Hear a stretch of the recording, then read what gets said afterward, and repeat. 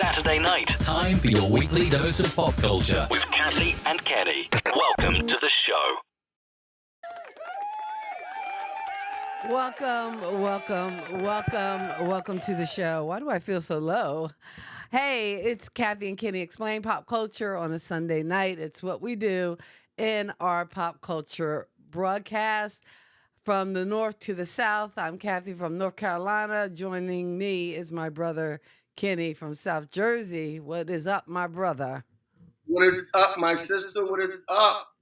What is going on?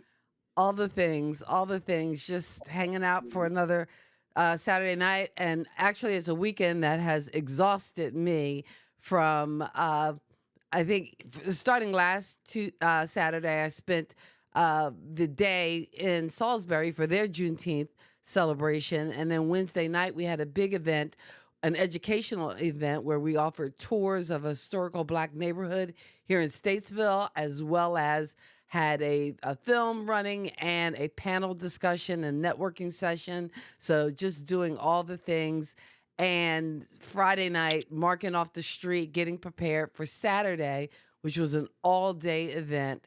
And of course, probably the hottest day of the year in North Carolina. Somebody posted this, and I had to repost, but it was a takeoff from the movie The Help, where it said, "Dear North Carolina, you is hot, you is humid, you is ridiculous."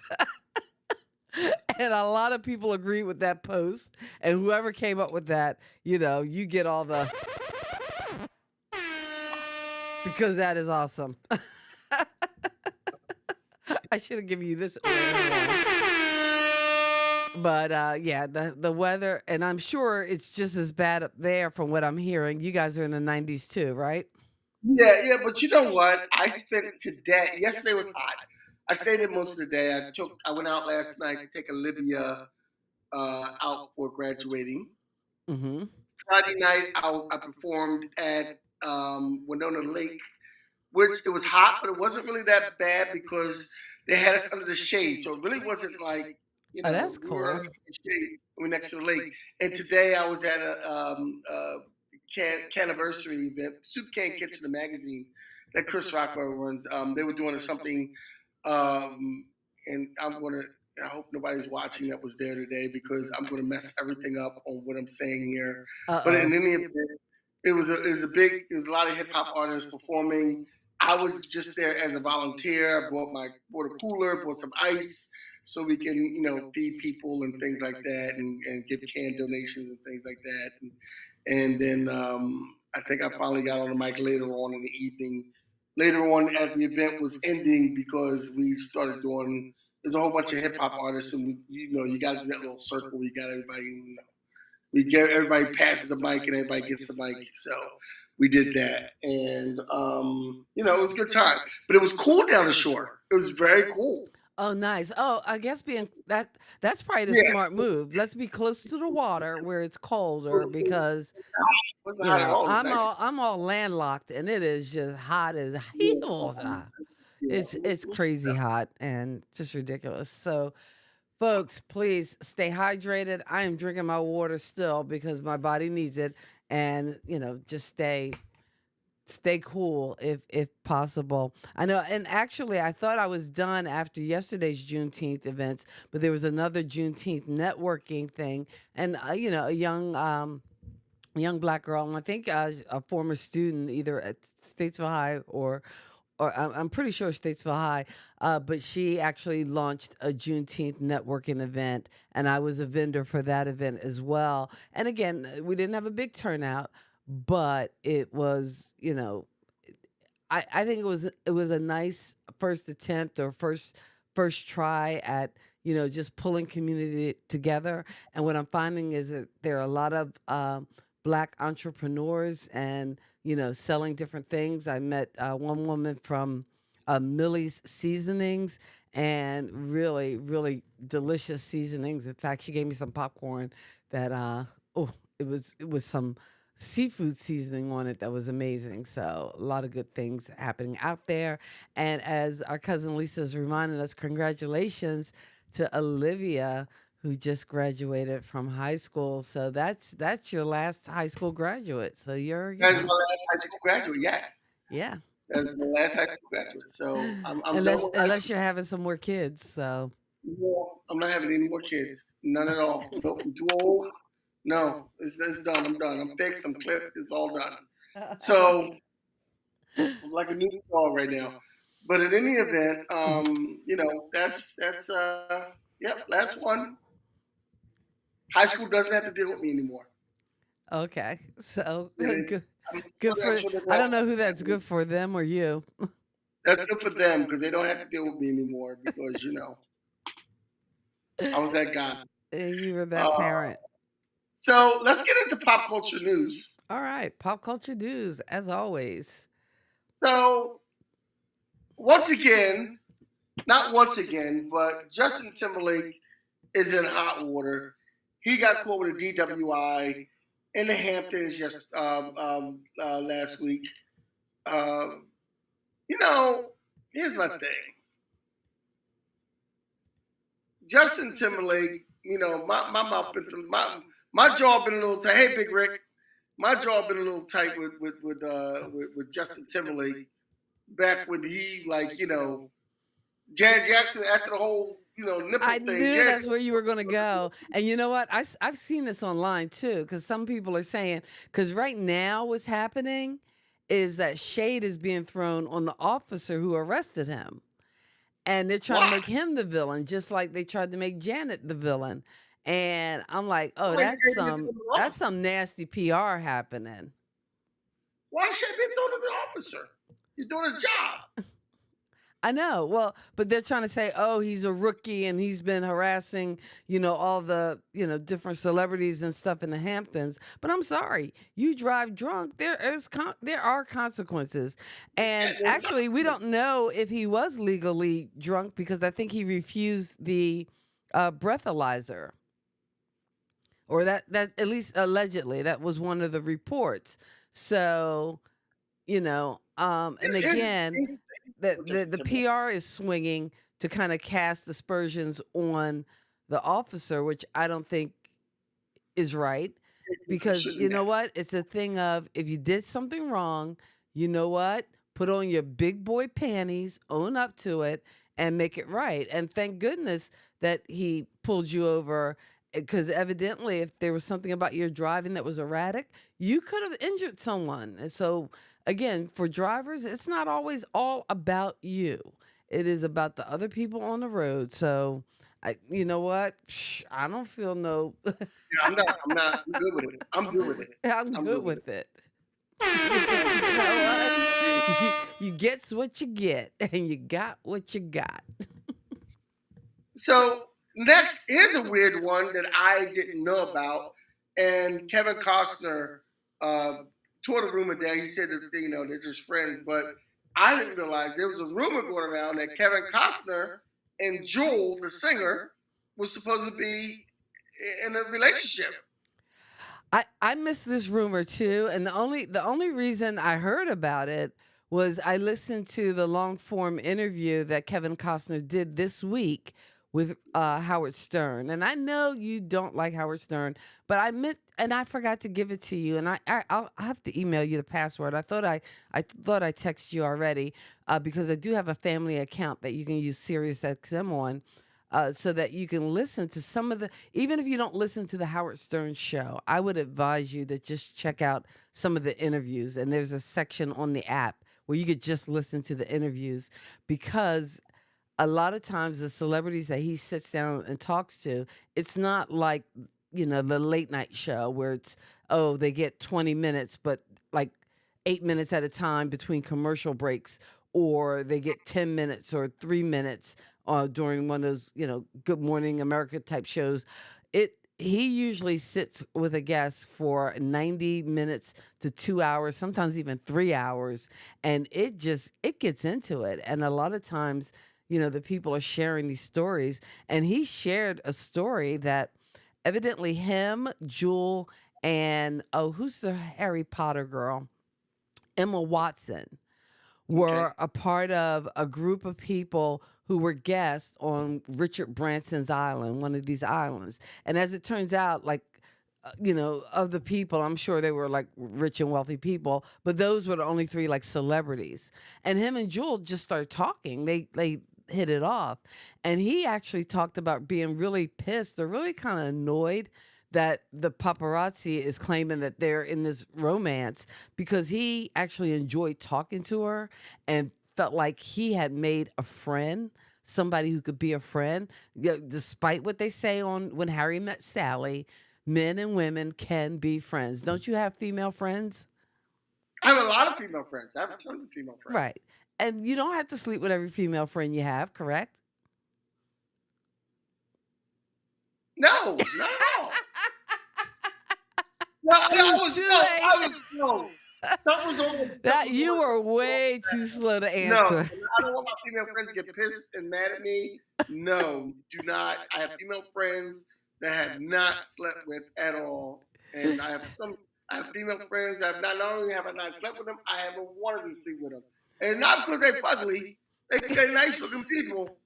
You have such a tact about you, such a way with words.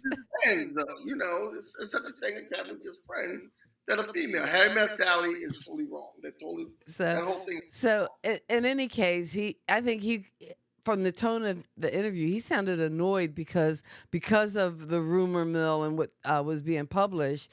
He was afraid he would lose this, this person in his life who he enjoyed talking to him, would make a great friend. And I guess it got so bad that his kids even asked him, "Oh, wait, where's Jewel?" So evidently they were looking for her, thinking that, they were in a relationship. But he says that they're just friends. Now, all that to say, he could be lying through his teeth, or maybe their friendship does develop and become something more. We don't know. But right now, it's just a rumor. But that was a really good interview. You know what the best part of that interview was, though? And again, I know how you feel about Howard Stern, but it was still a good interview, is he talked about the sequel to The Bodyguard. And do you know he had a script and everything? Do you know who was supposed to star in the sequel to The Bodyguard? Who? Princess Di. And he actually in this interview went through the whole plot of Princess Di, and how she would relate to this, I guess, sequel to The Bodyguard, and really good things. And evidently, with her passing, that didn't happen. And when she died, people were talking about different things, and that came up. And the royal, whoever does the publicity for the royal family, and they might be related to those people doing the publicity for Justin Timberlake, kept saying no, that there wasn't going to be a movie or that wasn't going to happen and everything. And Kevin Costner was getting kind of pissed off about it. And I think it was Sarah Ferguson who was the connection for them actually meeting and kind of getting them together to do this project. And, I think he used her as a way to kind of forge to the royal family to say, hey, stop saying this, because if you don't stop saying this, then you know what? My lawyers might have to make you stop saying this. So, he got real defensive, but he talked about that. He talked about Whitney Houston and how he basically took care of her and kind of guided her through, like when she got stuck on like acting parts and things that were happening. And he also felt like when she passed, they were throwing mics in everybody's face and they kept coming to him for comment. And he didn't want to make a comment because he didn't feel that was his place. But he gave like a 17-minute eulogy. And the only reason he did that is because Dionne Warwick called him. And Wow. when she called him, he was saying in this interview, which is, again, you got to listen to the interview. He was saying that there was something in her voice, that was just so broken that before she could even get it out, he was like, yes, I'll do it. Because, again, he hadn't planned to make any kind of public statement or anything. But then because I guess it was televised and these people were there, whatever, people were telling him he had to shorten his remarks or whatever. But you know what? He had 17 minutes worth of stuff to say about Whitney, so he said his piece. I wasn't a big Kevin Costner fan either way, but after listen, and this has happened to me more than once after these Howard Stern interviews. After listening to the interview, I'm like, oh wow, I have a new respect for him. And I didn't watch Yellowstone. I'm not on that bandwagon yet. Maybe once it goes off the air for like 5 years, then I'll catch on, almost like I did with like Young Sheldon and Better Off Dead and half of the movies that I watch, but or Walking Dead. But Tiffany Haddish was another one when you heard her story and where she came from, and you're like, oh wow, just gained mad respect. But the Kevin Costner rumors, I believe, are still rumors. If you can believe what he said during that interview.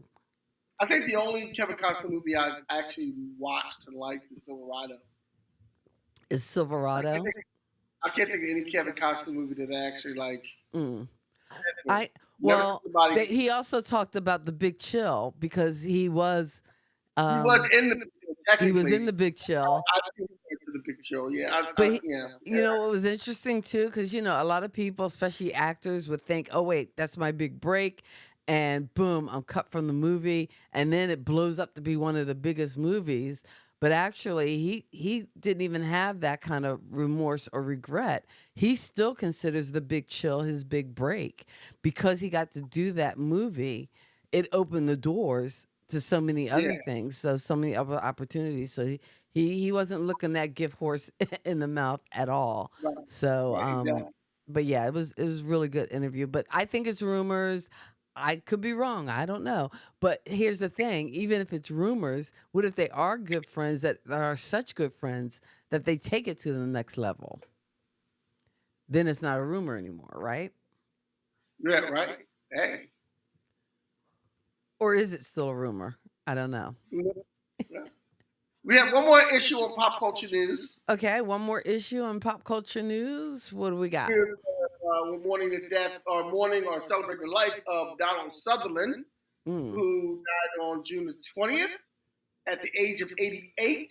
I remember the first Donald Sutherland movie I saw was that movie. What was that movie with Invasion of the Body Snatchers?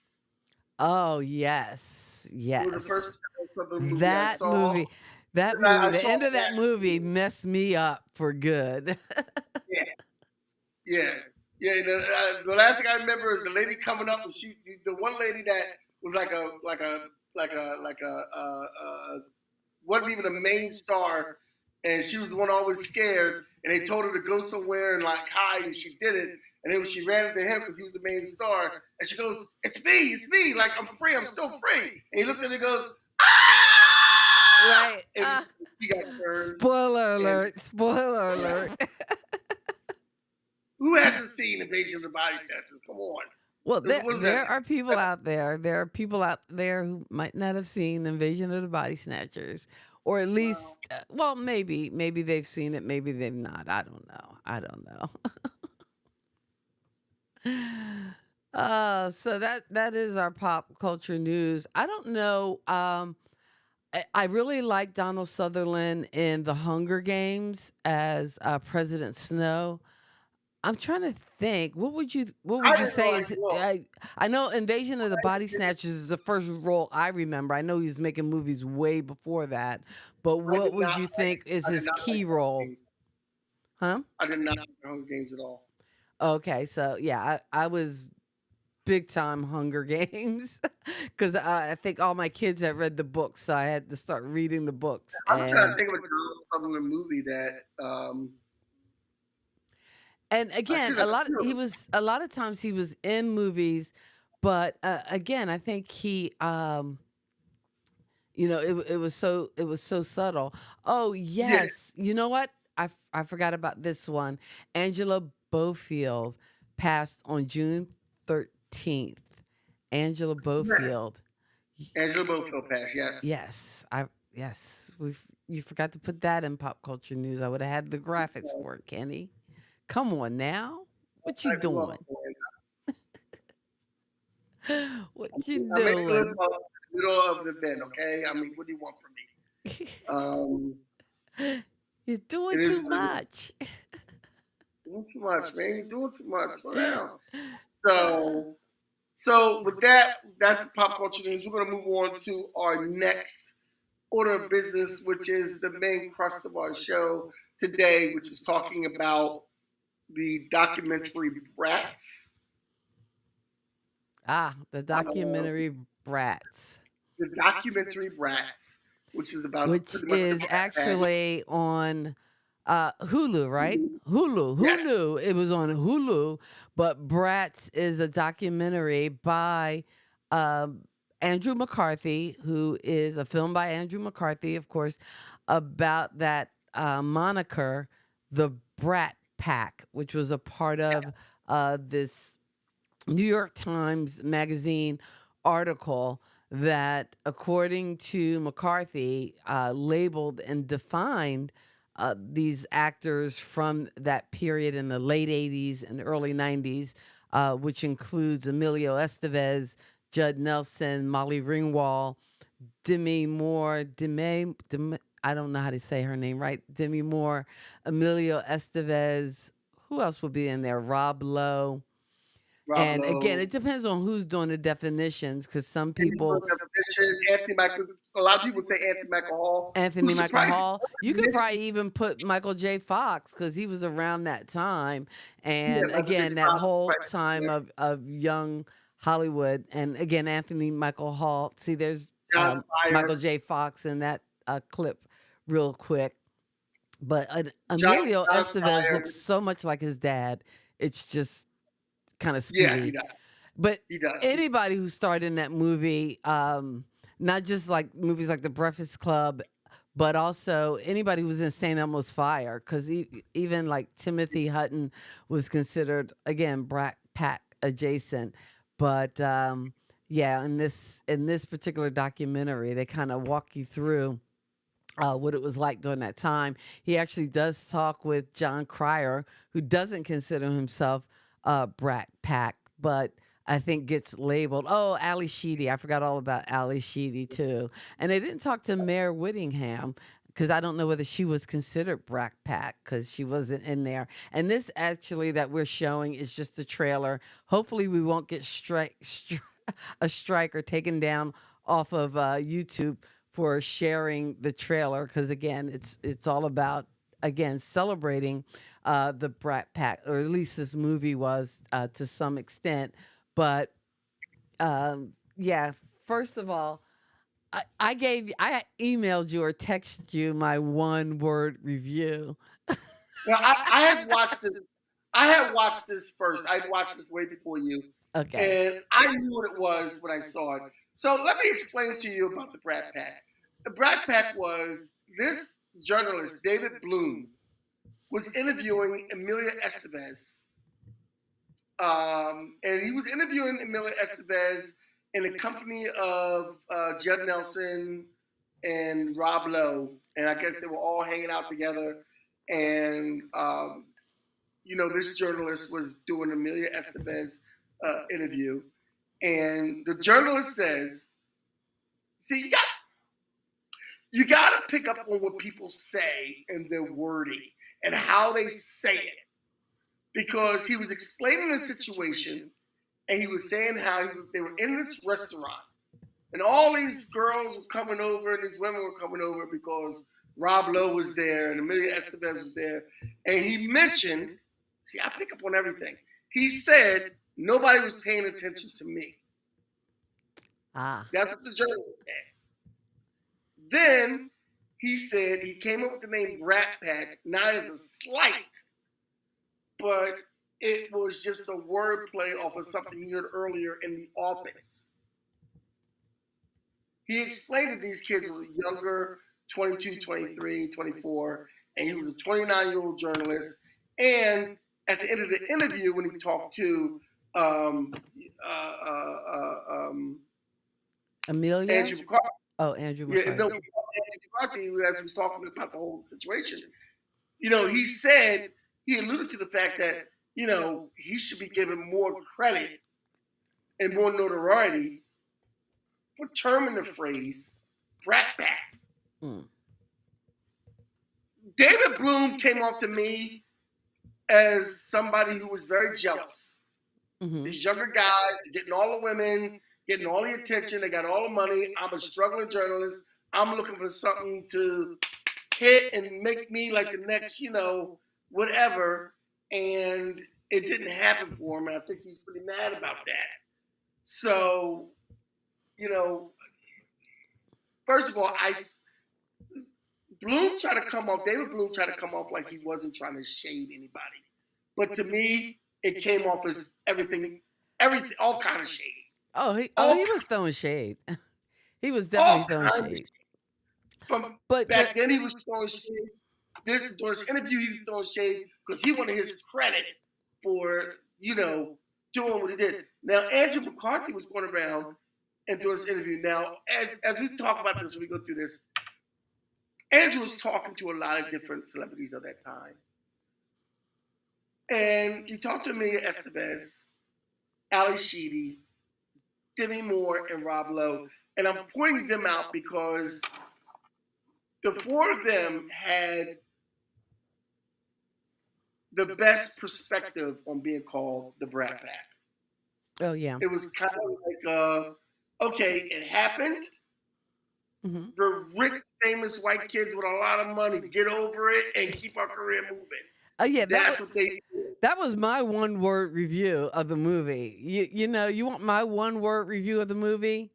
Wah, wah. But to me, it seems like, Andrew, and I guess, and they did interview some other writers and critics and people. They taught them Malcolm Gladwell and just, people who study pop culture and different phenomena. And what I think Andrew McCarthy wasn't realizing is that in his mind, he just saw the word brat and took it personally. And to me, that almost screams, well, maybe you were a bit of a brat and maybe it was hitting too close to your home. But for most of us, and I'm saying most of us, folks of a certain age, like in their mid to late 50s, have a bit of an affection for, and one of the people in the documentary even mentioned this, for the Brat Pack, because there was a time in the late 80s and early 90s when they were actually, Hollywood was making movies that catered to that age group, that early 20s age group, of which we were a part. And again, it didn't look like us. It took somebody like Spike Lee to come and make some films with people who looked like us, as far as, being more representative of the population of different cultures and BIPOC communities. But in essence, at the time, you didn't have, unless you wanted to watch Matlock or or old people shows. But back in those times too, I mean, you can see it in the late 80s, early 90s on video, but you only saw these movies in the theater. And then you would see them a couple years later on HBO or Prism or Cinemax or whatever. Whatever streaming you had. You pulling some old school stuff when you mention Prism. Next thing you know, you're going to be pulling out one of those little boxes. So, but yeah, and that's when you saw those movies. But, then you have movies like Weird Science. You have movies, and then even later on, Amelia Estevez and Charlie Sheen did Young Guns. Mm-hmm. He had Young Guns. And he had Young Guns 2 with another crapper, Kiefer Sutherland was in that, and, and it seems to me like Andrew McCarthy I could tell just by the interview, oh yeah, that's old school. I could tell just by the interview, Andrew McCarthy was pretty much not as cool as the other kids, and more of an outsider. Because it seems like Amelia Estevez, okay, when David Bloom wrote this article, he was in a restaurant with Amelia Estevez, Rob Lowe, and Judd Nelson. And it seemed like those type of guys knew each other and probably hung out and partied more. Right. You know, Robert Downey Jr., Anthony Michael Hall. Also, I I mean, think Robert Downey Jr. and Anthony Michael Hall, they were on Saturday Night Live together. So, these guys, the movies going to end, they were on Saturday Night Live. These people hung with each other. It seemed like Andrew McCarthy didn't hang with that group, and he had his feelings all on his own. And they were like, "You're Demi Moore. You're Demi Moore. Even you were able to get past the Brat Pack thing and still have a career. You married Bruce Willis. You knew what you were doing. Like, and I think, Rob Lowe and still had a again, career. I think part of it too was just the. To me, it seems like Andrew McCarthy might have internalized that phrase, Brat Pack, a little more than the others did, because if you look at that group of actors, they've all, I think, you could just turn to just about every one of them and see another body of work that they've done or other work that they've done since, St. Elmo's Fire.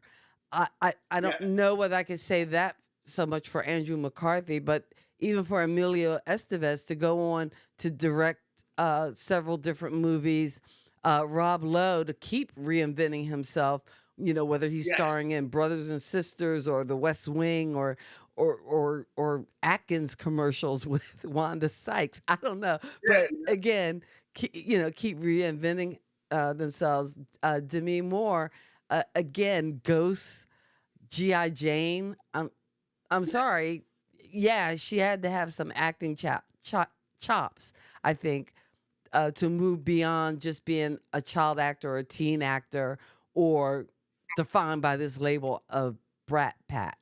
Again, Even Anthony Michael Hall was able to do like he did Edward Scissorhands. Oh, what was And he was like, what was the drum? Because I know in the Edward Scissorhand, you almost didn't recognize him because you're so used to him being a scrawny nerd, and then he's like the beefed up jock. It's like, oh wait, this is role reversal. He's like Leif Garrett in The Outsiders now.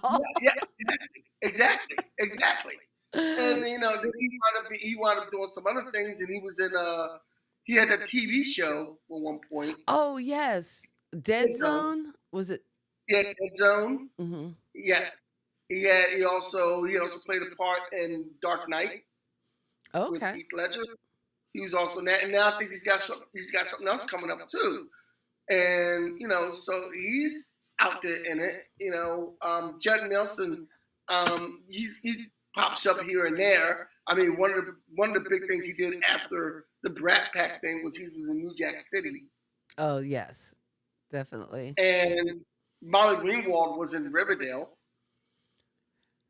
And didn't she do? Oh no, I'm thinking of Winona Ryder. I was like, wait, wasn't she in Strange? No, that's Winona Ryder. No. And I don't know whether she was Brat Pack or maybe Brat Pack adjacent. I don't think Winona Ryder was Brat Pack. No. Okay. Winona Ryder was more 90s. But I think, yeah, I guess so. Because also I was thinking, because I guess the 90s were more, I guess, next generation Brat Pack that included like the stars of Stand By Me and Will Wheaton. I'm sorry, I've been watching too much Big Bang Theory. Penny. Although so it was a lot of wham from Andrew McCarthy, and I felt like going through watching this video. For me, watching this documentary after a while became a little cringe. Mm-hmm. Because, after watching the video for a while, it became a little cringe because when you listen to Demi Moore speak, Rob Lowe, Ali Sheedy, and Emilio Estevez, when you listen to these people speak and you listen to Andrew McCarthy going through his WAN stage, it's kind of like it was cringe to watch him. And then he goes to Timothy Hutton, who was older than all of them, and he's calling Timothy Hutton like, the person who led them all in, and because Timothy Hutton took Andrew McCarthy under his wing, but it seems so out of place to have Timothy Hutton in this. Okay. Well, and again, I think Timothy Hutton probably was. I don't think I would have included him in Brat Pack. I probably would have thrown like a Tom Cruise or who was the other guy in The Outsiders? But I'm thinking because during this C. Thomas Howell, I probably would have put him in there closer to that. But let's throw Robert in. But because they were in a movie like Taps, and maybe that's why. Yeah, it's that Brat Pack adjacent because Taps had, I think, Timothy Hutton, C. Thomas Howell, Tom Cruise was in that one as well. Yeah. Well, he didn't. Well, he probably couldn't get Tom Cruise in that, and but he Tom Cruise is not calling him back. You should have called in somebody like C. Thomas Howell. I've had a conversation with C. Thomas Howell at one of the conventions. Oh yeah, you've mentioned that on the show before. Yeah, he's a really nice dude. But I also had a conversation with Andrew McCarthy, and they talked about in this documentary. They talked about the alternate ending to 16 Candles and how it got booed, and they had to go and refilm it. And when they refilmed it, he was already doing another movie, so they had to put a wig on him at that last scene. That was a wig that was on Andrew McCarthy and everything. And he said how bad the wig was, and I didn't notice the difference between the hair from one scene to the next. For me, it wasn't a bad wig. You just complained about something else, man. Wah! Wah! So, hey, you know what, Kenny? We've been going strong for so long. Let me just take a quick commercial break. Hey, it's Kathy, and we are Kathy and Kenny. We explain pop culture here every weekend, Sunday nights, sometimes Saturday nights. Might be rain, might be snow, all depends on the weather. But we are so glad that you are joining us. If you are watching us on YouTube, if you're not watching us on YouTube and you're on the Facebookals, move over. Come on, people. Because we'd love for you to subscribe to our channel, Kathy and Ken Explain Pop Culture, as well as give us that big thumbs up and like the video. We appreciate that. If you are listening to us, chances are it's on Who's Got Next Radio, which you can hear us on Tuesday nights. Kathy and Kenny Explain Pop Culture. We appreciate all your support.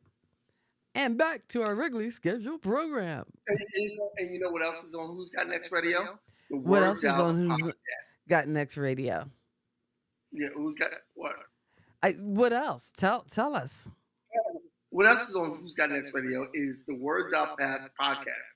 Every Monday night at 8 o'clock on Instagram, I interview different poets, different spoken word artists. Tomorrow we're going to have Juanita Smalls. I like to call her the cornbread lady because she makes this really dope cornbread but anyway, and cookies and everything. But we're going to be talking to her, and next Monday we're going to be talking to a very talented poet in the South Jersey area, Elle Vintage, I was hanging out with her today, and she's just phenomenal. So every Monday at 8 o'clock on Instagram, we talk to poets and I interview poets, and then that gets played on Who Got Next Radio on Tuesdays, along with Kathy and Kenny Explain Pop Culture.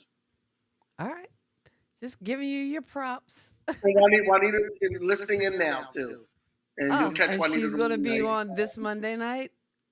Juanita's going to be tomorrow night, yes. Okay, excellent. So on Instagram, follow Kenny on Instagram. What's your Instagram handle? Mr. Kenny KP Walker Jr. Mr. KP Walker Jr. and... Get my tongue again. I keep doing it. Mr. Kenny KP Walker Jr. Mr. Kenny KP Walker Jr. on IG to check it out. And he's going to be interviewing. And every Monday he interviews local poets, spoken word artists. And this Monday is going to be Who's this Juanita Monday? Small. Oh, Juanita Smalls. Oh wait, Juanita- okay, in the audience tonight, hey, you know, and on the podcast tomorrow. So that'll be awesome. So Luana, how do you check doing? it Luana, out. how you doing tonight? Hey, thanks for coming through as we go live as we do every Sunday night at 8:30. And this week we're talking about the documentary, Hulu documentary Brats, all about the Brat Pack, and Andrew McCarthy's whining about why he had to be labeled a brat. Well, you know No, I what? If it do. bothers you that much, must be some truth to it. That's all I'm saying. And Well, when you I'm think not about it, a the brat. guy who wrote the article was throwing shade. He was jealous. That I mean, there's no other way to paint Yeah, it. He was just mad at him because they were young, yeah. rich, and famous, and hey, it happens. They were getting all the women, and nobody was paying attention to you. So you decided they hit below the belt. That's what happened, basically. Ah, That's what happened. And you hurt the some pen feelings. is Some people sharper got than the over it. sword. You hurt some people's feelings. Most of them got over it. Andrew McCarthy apparently didn't. Mm-mm. Although, in a way, I'm kind of glad he didn't get over it because we did get to see this documentary. So you kind of got to see the other side of these performers, or at least another side of them. And you got to hear a little bit about them reflecting on what that You know time what was like. I would like to have seen, because this is about, I would have liked to see someone outside of that group Mm-hmm. interview all those different people and reach more people other than the people that were reached out to. Because this is basically about Andrew McCarthy. Right. This was his therapy Oh, yeah. session, basically. This was And I him would- trying to get over that label and Yeah. him, again, perceiving. And you know what? I think the lesson in it, if you could take a lesson from it, is, I think it's Maya Angelou saying, but you know what other people think about me ain't none of my business. And Exactly. if he had that attitude, he probably would have went on to live his best life and, taken on the acting projects that he wanted to take. But instead, he's always worried about, well, if this actor is in it or this actor, I'm going to be Brat Pack or whatever. I'm like, you take the that was role the that's Emilio right for Estevez. you. That was Emilio Estevez. That was Emilio Estevez's thing. He Yeah. said that after that came out, he kind of separated, didn't do movies with people that were considered in the Brat Pack. Mhm. But it still worked out for him. He was still fine with his career. He still did what he wanted to do, and he did it wisely and smartly. But I mean, the rest of them were just kind of like, let's live our lives and do what we do. You're better off proving people wrong about you than accepting that they're right. Ah, oh, that couldn't be better said. Oh, I like that. That's on the money. So, Because yeah, I people mean, I people would are going to love to say what see they're going to say someone- about you, whether you're some famous rich actor or whether you are somebody, my next door neighbor. People are going to say what they're going to say about you, I and would you love can't to see control something that. like, yeah, and I would love to see something like maybe like a Ryan Seacrest or someone like Ew. that of that. Well, someone You know of what that kind you know who they could get? who? Kurt Loder. Kurt Loder. Okay. Kurt Anybody. Loder, who used to do the news on MTV. So there you got a throwback news interviewer for the MTV generation and the first group of stars from that kind of MTV generation to kind of sit down with them and do like a panel style interview. Because to me, that would be a lot of fun. I think, and I would like think to one of them said, I don't know whether it was in the documentary or whether it was an article I read afterwards, was saying how they wish it had been more of a kind of like group conversation where they can kind of sit on the couch and you bring back the stars from some of those John Hughes movies, 16 Candles and Breakfast Club or St. Elmo's Fire. Like a Well, St. Elmo's Fire reunion. That would have been pretty cool. that was another thing I liked about this. That's one of the few things I liked about this documentary. I like how they talked about John Hughes. Oh, yes. Like everyone had the biggest respect for John Hughes, and I like the way they talked about John Hughes, and how he let them explore their characters. Like he wasn't. They were saying how he wasn't the kind of person where you had to do exactly like if you had an idea to bring in, you bring your idea in and you can see how you can use it and see what you could do with it.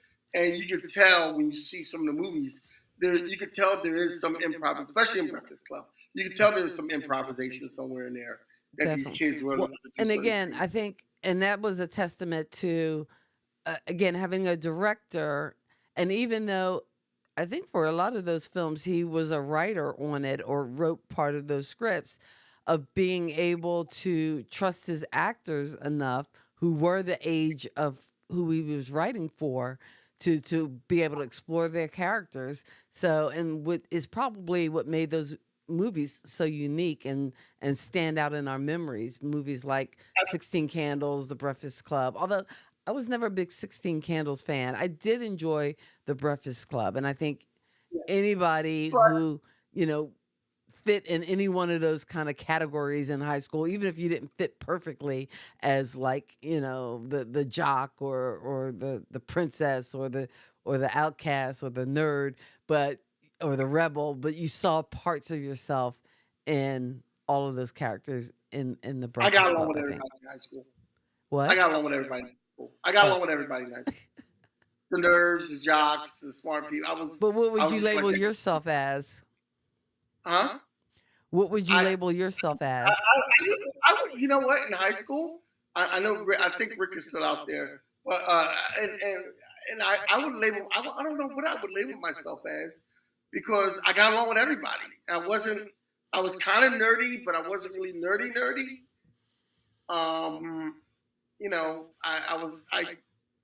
I wasn't quiet, but sometimes I was. It all depends on what the situation was. I don't know what I don't really know what I would class. I was just a nice guy. Okay. Mr. Nice Guy. I was a nice guy. That's why I never had a girlfriend. I was just a nice guy. I did have a girlfriend, but they came to my table and all the other girls wanted to beat her up at one point, but she was just a total. That's another story altogether. So if you had to give this documentary a rating on a scale from 1 to 5, I would give this documentary a. You want to say it at the same time? Huh? Do you want to say your rating at the same time? No, because yours might be different than mine. What is yours? Well, wait, you didn't give yours first. Okay. I thought the documentary itself could have been done better. I think Andrew McCarthy did not do a good job of representing the Brat Pack, and he did not do a good job of representing everything. It was kind of woe was me into himself. It was kind of self. Well, he turned that moniker into a self-fulfilling prophecy. Yeah. So I would give this documentary from 1 to 10. I would give it a 5, and the only reason I would give it a 5 is because I got to see Ali Sheedy, Emilio Estevez, and Demi Moore, Rob Lowe, and John Cryer talking about those times that they did things, and that was more interesting to me than anything. I did a 1 to 5 rating, and I was going to give it a 2, but if you go 1 to 10, I probably would land on a 5, if not a 4, because I think it missed some opportunities to really. It missed some opportunities to really explore, even though through some of those conversations you got a sense of what that time was for those actors. But I think it was also nice getting to see them on the other side of it, which was great. But like you said, I think it was his own like therapy session that he just recorded for the rest of us. And and I don't know. I kind of felt too that, you are doing a documentary, and I don't know much about filmmaking. I'm an amateur. I love to play around with cameras and different things. I was a little annoyed when I saw cameras in the shot. And I realize you're filming from different angles to get different Yeah. perspectives, and that can be done, but do I was better, honey. okay. Do better. I was okay with seeing cameras in the shot. I was okay with that because I Mhm. know that's how some documentaries do it. And I get And it. I like the realism of seeing the cameras in the shot. Yeah. However, some of his conversations going in to talk to these people that he hadn't seen in 20 or 30 years was kind of like, and then I thought about it. I was like, you mean to tell me Amelia Estevez and Rob Lowe and Demi Moore haven't seen each other in 30 years? I think not. It Yeah. came off. Actually, I'm be honest with you. It came off with Andrew McCarthy coming out looking kind of pathetic because you could tell he wasn't one of the kids that hung out with all the other kids. For some reason, Rob Lowe and Amelia Estevez and Judd Nelson were going out and not inviting you. There's a reason for that. That's what I got out of it. Demi Moore and the rest of them, they were hanging out and nobody invited you. 30 years later, now you want to talk about it. What's to talk about? Exactly. And they're looking at you like, yeah, well, I lived through it fine, man. What about you? Exactly. They came out on the other side of it. Okay. They're looking at But him he, like, he was we got paid a he, lot of money. and he got hung up on it, and We yeah, got paid a that's a lot of long money. time to spend your life like hung up on one thing, one label. It's almost like living in the past instead of living for the future or seeing Yes, what, yes. what's possible instead of, yeah, that's that past mind think Yeah. and mentality that hopefully completing this documentary will like cure him of. But unfortunately, I hope this isn't considered definitive because I would love, I like would you like said, to see I the would like to see documentary that actually reunites folks and yeah, puts I would like to see more a people in properly the done room. documentary. I Yeah. would like to see a properly done documentary. If anything, this one made Andrew McCarthy look kind of like a sap, kind of weak, kind of wham, kind of like Mhm. entitled, privileged. I don't know what you want to call it, but it was All all of those the things, above. all the above for Andrew McCarthy for me, and it made you look at him a little less, and it was kind of sad. It was kind of sad to me actually, and that's what made it cringeworthy as you watch it. It became more. It was like watching a car wreck. So now, would you recommend? Because it almost sounds like we're giving it a negative review, but I don't want to do that because again, if you were a fan of these movies of the late '80s, early '90s, and of those actors, I would suggest watching it because your take on it might be totally different than anything we spoke about tonight. I'm gonna So tell you now, if you want to see Molly Ringwald, if you want to see Judd Nelson, if you want to see Anthony Michael Hall, you're going to they be ain't in this disappointed because movie. they're not here. Anthony Michael Hall is barely even mentioned in this, and I don't know why Anthony Michael Hall is barely mentioned. And then he does a whole thing at the last scene where he goes, the phone rings, he goes, Judd, what's up? Like, yeah, Oh, no, I know. That Judd, was such that was such a crappy tease. yeah, But, that wasn't on so phone. you don't No, even good see well. Judd Nelson throughout this whole documentary. And like I said, it was mainly to me Not on his that phone. own little therapy session for Andrew Yeah. McCarthy. Because again, That's- because of this New York Magazine article calling them all the Brat Pack, he took that to heart and I guess never got over it. But the rest And of that's what them, this should have been called. This that's should have what? been called. This should have been called the Andrew McCarthy therapy session. The Andrew There's McCarthy no therapy calling, session. you know, a rich white kid complaining about being a rich white kid. I don't. I don't know how else do you put it. I don't know how else to put it. Evidently, oh wait, it made the award show circuit, so it was an official selection at the Tribeca Film Really? Festival. That's what just flashed up in the trailer.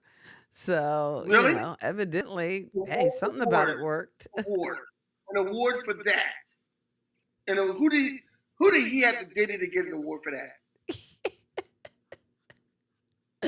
As it was titled, The Year of the Brat from the Brat I'm Pack. just saying, whose casting council he had to sit on to get the award for that? Because that wasn't Yeah, I no. didn't think it was an award That's winning not an or award. That worthy wasn't an documentary. award. Although, like you said, It it wasn't had an it award. had nice No. little moments. It did have nice little moments. Yeah, So nice I will moments. say that. But it gave me new respect. It gave me new respect for Demi Moore. I liked her take on everything. Yeah. And And I liked yeah. Emilio Estevez's take on things too. So I thought that was Yeah. pretty good. All right. Yeah, Well, but Kenny, yeah, as if we you notice wind too, down, I was just going to say one thing. okay. If you notice too, you have to watch body language and you have to watch what people say. And as I'm watching body language, why am I echoing? As I'm watching body language and I'm watching what people say, I notice how when Andrew McCarthy approaches them, the body language that after not seeing it for 30 years, they're kind of like, "Hey, how you doing, man? Yeah, why are we doing this? Okay, Because, again, I think they didn't carry the label as heavily as I think he did. And he probably shouldn't have carried the label so hard. And maybe he did carry it that hard because a part of him maybe felt like he was an entitled brat. And maybe that title exposed them. So, hey, hello. If the shoe fits, I don't know, wear it. I But didn't, anyway, but that's I our didn't see take on the Steve Davis, documentary. You Martin. could watch it or find it on Hulu. And actually Hulu now, if you have Disney Plus, I think you get Hulu for free. Who knew you get Hulu for free Yeah. if you have But Disney wait a minute, Plus? I didn't see Frank Sinatra, Dean Martin, and Sammy Davis complain when they were being called the Rat Pack. Yeah, and Rat is a much worse name. Rat. Yeah, I'm a rat. And again, even in the name, it was just supposed to be a takeoff on the Rat Pack. Although it was a cool story in the documentary about members of the Brat Pack meeting the Rat Pack, which I thought was it was just one of those kind of cool trivia kind of things. Like, oh, Yeah. the intersection of, these different packs and groups. So that was kind of interesting. But see, here's the thing. Rob Lowe told that story about meeting Sammy Davis. And I forgot who was hanging out with that night. It wasn't Andrew McCarthy. Somebody else. Andrew McCarthy wasn't there. He was hanging out with something. No, Rob Lowe was hanging out with. He was hanging out with Liza Minnelli, but it wasn't. Rob Lowe was hanging out with like Judd Nelson or Amelia Estevez or something like that. Now, I mentioned in the trailer that they showed where it won like a festival, like a Tribeca Film Festival award. Do you think that this documentary might get Oscar buzz? No, not even a little bit. Not even a little bit. Okay. It should not. It should not. I don't But think what I'm it saying should, is, but I'm just is saying. that I'm just asking. when Rob Lowe was saying how he met Sammy Davis, and the Rat Pack was hanging out with the Brat Pack kind of sort of thing. He was hanging out with somebody else, which means Rob Lowe was in that scene where he hung out with the other members. Andrew McCarthy wasn't there, man. He didn't hang out with these people. But You just want to paint him as an outsider. Poor dude. He was the outsider, and you could tell. He was the nerd of the group. So listen, we are wrapping up. What are we talking about next week? Huh? What are we talking You about got next week? one job, and that's to come up with topics. Come I on got now. one job. You know what? I'm gonna know tomorrow what we're talking about next week, and then we'll post it on Tuesday. So yeah, I have some ideas, and I want to run by you, and I don't want to run them by you, in front of everybody for you to turn Okay. down. All right. because That's fair. I have an That's ego fair. too. I have an ego too sometimes, I have to. But in any case, we will be back next Sunday night, 8:30. We want to thank all you folks for hanging out. Juanita, Dewana, Cousin Lisa, thank you so much for being a part of our little pop culture universe as we talk things pop culture and just kind of kick it and have fun. So until we see you next week, we wish you love, peace, and pop culture. God bless the soul and keep living. Peace.